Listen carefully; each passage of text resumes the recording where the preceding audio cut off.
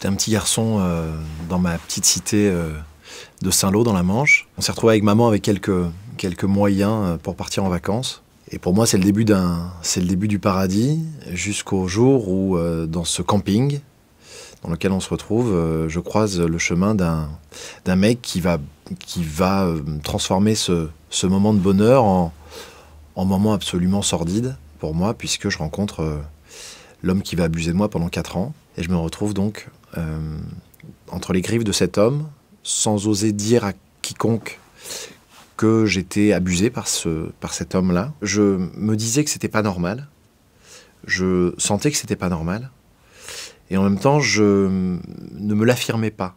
Comme il était l'animateur du camping, personne ne pouvait se douter que ce mec qui avait tout pour lui, qui était beau, qui était gentil, qui jouait très bien de la guitare, il avait tout du beau mec insoupçonnable, quoi. Toutes les mamans, tous les papas confiaient leurs enfants à ce mec. Tous les jours. Et c'était, j'imagine, le paradis pour lui. L'enfer pour nous. Le type en question a été démasqué parce qu'il a envoyé des dessins pédophiles, pornographiques, donc, à cet ami de vacances. Et certainement comme un appel au secours, comme une bouée comme ça lancée à ses parents, il a laissé cette lettre sur son bureau. Donc son père est tombé dessus. Et je me suis retrouvé démasqué. Le téléphone sonne. Et c'est moi qui décroche. Et j'entends le papa de mon meilleur pote de vacances. Et il me demande si je vais bien. Et là, je me dis, il y a un truc qui tourne pas, qui va pas, et j'ai honte. J'ai honte.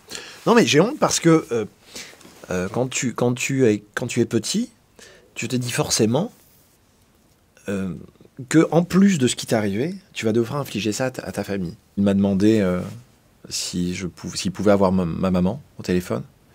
Donc j'ai compris que ça allait être une affaire sérieuse, une affaire de grand. Je le remercie parce que ça nous a sauvés. Ça nous a libérés. Mais ça a été un long combat. C'est fou parce que je sais pas si on s'en remet un jour, en fait. Quand on a un doute, quand on suspecte quelqu'un, quand un enfant commence à dire des choses, lui, il m'a touché un peu le corps. Je me souviens d'un témoignage récent d'un petit garçon qui disait « mais le monsieur, il m'a touché le zizi ». Tout ça, ce ne sont pas des choses normales. Je pense qu'il faut que les gens osent faire la démarche de prévenir. On a toujours peur de se tromper. On a toujours peur de se dire « mais et si c'est pas vrai ? Et si c'était pas vrai ? Et si le petit me ment ?» etc. Il ne faut pas avoir de doute. Je pense qu'il faut y aller, il faut passer un coup de fil. Et il y a des choses très bien qui existent pour ça maintenant.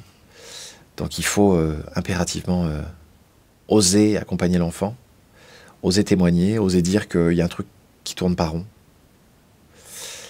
Ça éviterait beaucoup de drames. Enfant en danger, dans le doute, agissez.